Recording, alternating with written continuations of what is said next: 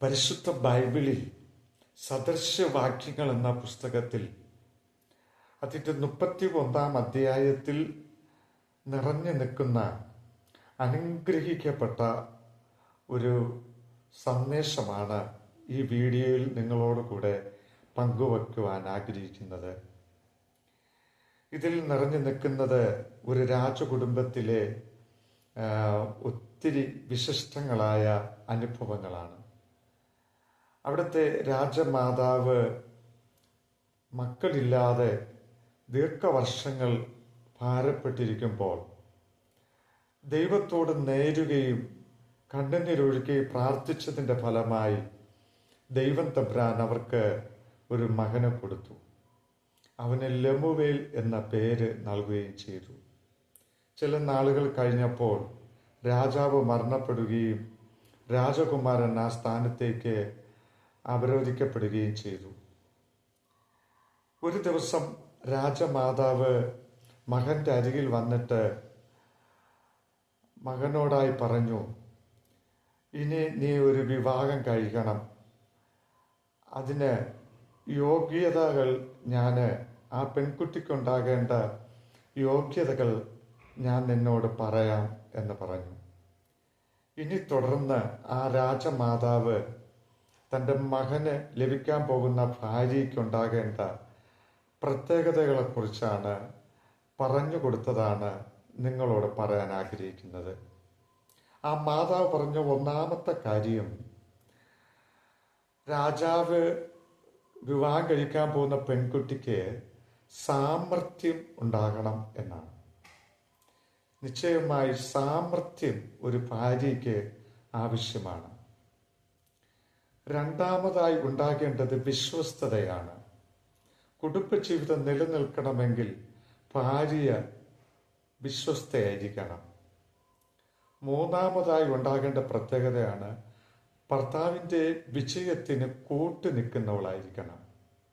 ഭർത്താവിൻ്റെ ഏതൊരാവശ്യത്തിനും ആഗ്രഹങ്ങൾക്കും നന്നായി സഹകരിക്കുകയും സ്നേഹിക്കുകയും ചെയ്താൽ ആ കുടുംബജീവിതത്തിനെ ആർക്കും തകർക്കാനായിട്ട് കഴിയുകയില്ല. മരണം വരെയും അവരുടെ തുടക്കത്തിലുണ്ടായ സന്തോഷം അവസാനം വരെയും നിലനിൽക്കുവാനിടയായിത്തീരും. നാലാമതായി പറഞ്ഞ കാര്യമാണ് ഭാര്യ അധ്വാനിക്കുന്നവളായിരിക്കണം, പരിശ്രമിക്കുന്നവളായിരിക്കണം. അഞ്ചാമതായി ഉണ്ടാകേണ്ട കാര്യമാണ് നന്നായി രുചികരമായി ആഹാരം ഉണ്ടാക്കുവാൻ അറിഞ്ഞിരിക്കണം. ആറാമതായി രാവിലെ നന്നായി ഉണരുകയും വീട്ടുകാര്യങ്ങൾ നന്നായി നോക്കുകയും ചെയ്യുന്നവൾ ആയിരിക്കണം. ഏഴാമതായി വേലക്കാരെ കരുതുന്നവളായിരിക്കണം. 8 പണം സൂക്ഷിച്ച് സമ്പത്ത് സ്വരൂപിക്കുന്നവളായിരിക്കണം. ഇന്ന് അനേക കുടുംബങ്ങൾ തകർന്നടിയുന്നതിനുള്ള കാര്യങ്ങളിൽ ഒന്നാണ് കടങ്ങൾ വരുത്തി വയ്ക്കുന്നത്. വരവിലധികം ചെലവഴിക്കുകയും കൊടുത്തു തീർക്കാനാകാതെ മനോവിഷമത്തിലാകുകയും ആത്മഹത്യയിലേക്ക് ചെന്നെത്തിക്കുകയും ചെയ്യുന്ന അനവധി സംഭവങ്ങൾ ദിവസവും നാം അറിയുകയും കാണുകയും ചെയ്യുന്നുണ്ട്. 9ാമത്തത് സകലതും ശ്രദ്ധിക്കുകയും ഗ്രഹിക്കുകയും ചെയ്യുന്നവൾ ആയിരിക്കണം. യാഥാർത്ഥ്യതകൾ മനസ്സിലാക്കി പ്രതികരിക്കുകയും അതുപോലെ ജീവിക്കുകയും ചെയ്യുന്നവൾ ആയിരിക്കണം. 10ാമതായി പറഞ്ഞ കാര്യം ദരിദ്രരെ സഹായിക്കുന്നവൾ ആയിരിക്കണം. 11ാമതായി എല്ലാവരെയും വാത്സല്യപുത്രിയായി അതേപോലെ നന്നായി പുഞ്ചിരിക്കുന്നവളും മറ്റുള്ളവരെ സന്തോഷിപ്പിക്കുന്നവളും ആയിരിക്കണം. 12ാമതായി പറഞ്ഞ കാര്യം നല്ല വസ്ത്രം ധരിക്കുകയും അതുപോലെ വൃത്തിയും വെടിപ്പുമുള്ളവളും ആയിരിക്കണം. 13ാമതായി പറഞ്ഞത് ഭർത്താവ് പ്രശസ്തനാകുവാൻ പ്രവർത്തിക്കുകയും അതേപോലെ മക്കളും കുടുംബാംഗങ്ങളും അവരുടേതായ ഉന്നമനത്തിന് സപ്പോർട്ട് ചെയ്യുകയും അവർക്ക് വേണ്ടി പ്രാർത്ഥിക്കുകയും ചെയ്യുന്നവൾ ആയിരിക്കണം.